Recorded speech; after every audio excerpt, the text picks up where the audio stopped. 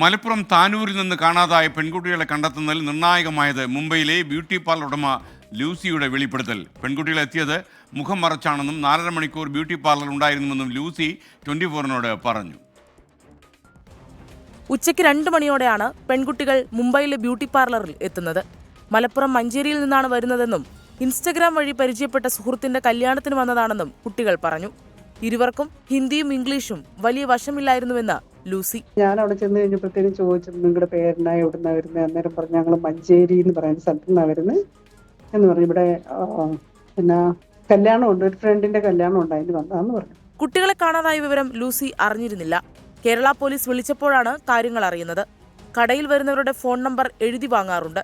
പെൺകുട്ടികളോട് number ചോദിച്ചപ്പോൾ ഫോണില്ലെന്നും ട്രെയിനിൽ വെച്ച് ഇരുവരുടെയും ബാഗ് കളവ് പോയെന്നുമായിരുന്നു കുട്ടികളുടെ മറുപടി. ഫോണില്ലായിരുന്നു. നമ്മുടെ സലൂണിൽ ആര് വന്നാലും ആദ്യമേ നമ്മൾ നമ്പർ, കോണ്ടാക്ട് നമ്പർ, പേര് വാങ്ങിക്കും. അപ്പൊ ഈ പിള്ളേരോട് ചോദിച്ചപ്പം പറഞ്ഞു, ഞങ്ങളുടെ ഫോൺ കളവ് പോയി, ട്രെയിനിൽ നിന്ന് 2 പേരുടെയും പോയി, കൊണ്ട് നമ്പറില്ല എന്ന് പറഞ്ഞു. 10,000-ഓളം രൂപ ബ്യൂട്ടി പാർലറിൽ നൽകി. പാർലറിൽ നിന്നെടുത്ത ട്രാൻസിഷൻ വീഡിയോയും അന്വേഷണത്തിൽ നിർണായകമായി. 24 മുംബൈ.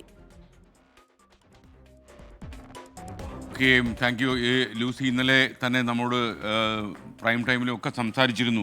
പ്രിയപ്പെട്ട പ്രേക്ഷകരെ,